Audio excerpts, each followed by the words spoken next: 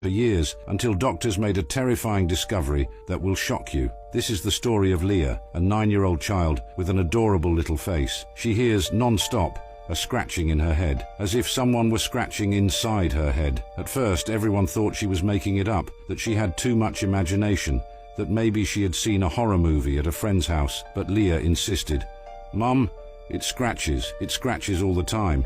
Her mother, worried about her little girl, takes her to the doctor, then another one, and then another one. Each time it's the same old story. She might just need some rest. It might be psychological, but medications, naps, nothing works.